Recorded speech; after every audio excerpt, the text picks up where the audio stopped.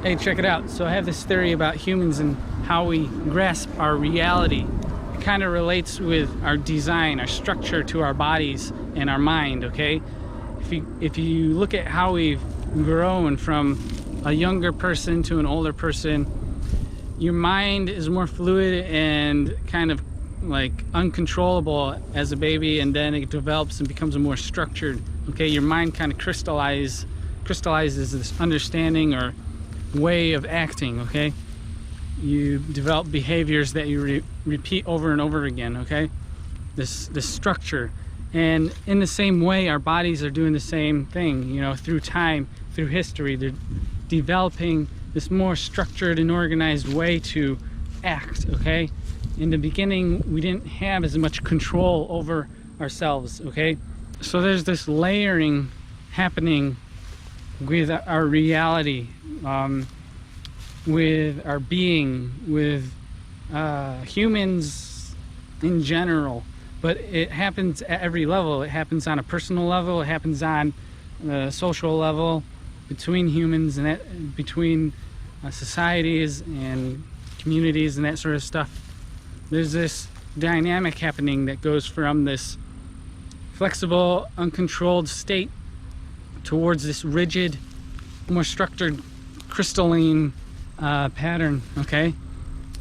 And so why does this occur? I don't know. I think it's just a natural thing. Like energy flows and it kind of oscillates and goes back and forth, and it's kind of weaving itself. It's weaving this pattern, okay? You can see it in nature. You can see it in the plants and how they grow during you know, seasons that have a lot more motion to them. So if you look at our hands and, you know, how they're structured, if you just relax it and hold, you know, position your arm like this and it relaxes, it wants to close on itself, kind of like you're holding something, like your palms underneath supporting the weight and you're like holding something. But when you flip it over, it's like it opens naturally. It wants to just drop whatever it's holding. So your body's designed to do these things without you really knowing it, okay? And I think because we have this design, this structure to our form, it allows our mind to kind of mimic that or have it arise inside our mind, because it allows us to see different things or to control reality in different ways. And because we're controlling it in different ways, we need a mind that can keep up with what it's experiencing, basically. So over time, you know, we've developed this flat foot that allows it to support more weight, which allows us to stand upright, and our spine changed it to become more linear and aligned with the rest of our body. And all these different changes occur that allows us to kind of funnel the energy and contain it in a predictable fashion, basically. And so I think, you know, this design allows this pattern to emerge inside our mind, and our minds developed certain ways to grasp how we approach life in this structured way. And in doing so, in the extension of that, caused us to create this structured way outside of ourselves, like in society and the organizations that we've created, our jobs and work and that sort of stuff. You know, all the different resources and things like that. We do it all in this structured, organized way. So I think it's just this natural thing that's occurring throughout time, and we're doing it because we're more capable of doing it, because we have this design that allows us to do it, okay? And you could argue like why that occurred, you know, is it just by chance and that sort of thing? or is something like driving it to do that purposefully or with a purpose, okay? And I feel like it's both things. Like, you have all this different stuff trying to do the same sort of thing. Basically, you have natural, like plants, doing the same sort of pattern that humans do, creating this crystallized structure or linear order of things with the matter and material that constructs it, right? You know, it develops this crystalline form that sustains its identity, just like people do it through the affiliations that they create to crystallize this idea of the personality or identity that they hold inside their mind, okay? You know, plants do the same thing. Other animals, like they're all doing it, even though they don't know they're doing it, just like humans don't know that they're doing it. They're just told, and this just kind of like following this pattern that has been instilled in them, you know, from generation and generation and that sort of thing. So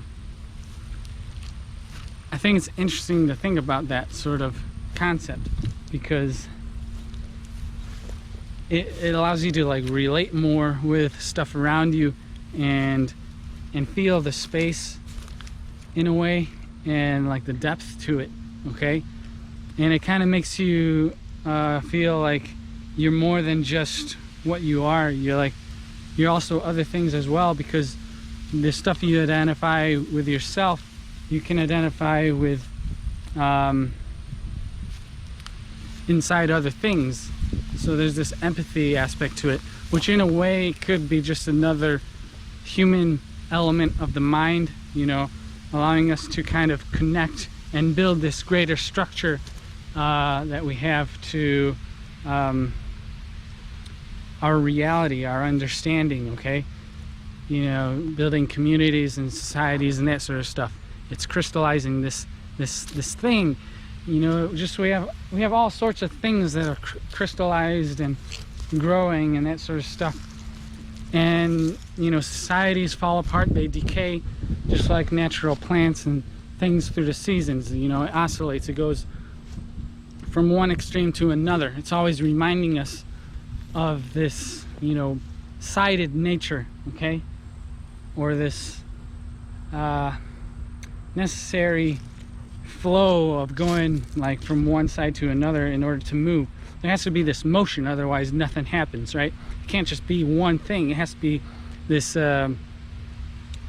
combination that allows things to, you know, be themselves, basically, or to be present. You know, there has to be this presence, and in order for there to be a presence, there has to be this sense, this beingness, this ability to feel and experience.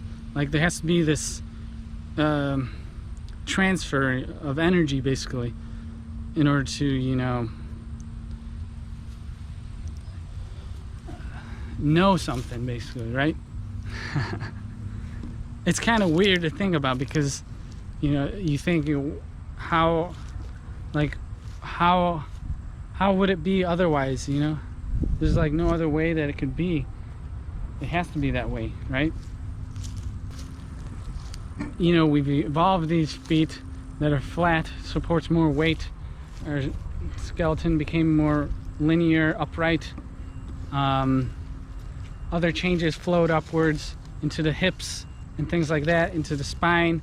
Our hands became more intricate and refined, allowing us to have more dexterity to it, allowing us to hold stuff, grasp stuff, and pick it up, see it from different angles, experience what we're doing with a more ingrained level, you know, being able to see more detail, more changes, more, you know, interplay of things, which kind of stressed our minds, kind of stretched it, allowed it to exercise what it was experiencing more, you know, kind of wonder what's going on, because you're seeing new patterns, you're seeing new things.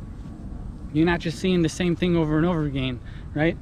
So our body allows us to see many things, or to change many things, or interact with many things And in that way, it causes our mind to do the same thing, which develops that at the same time. So there is coexistence or co-evolution happening.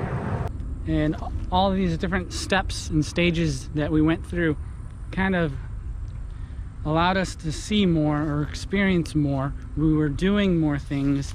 We were stretching our mind more. And at the same time, it was crystallizing all these different new forms to experience, right? To see and grasp hold of, basically. Okay?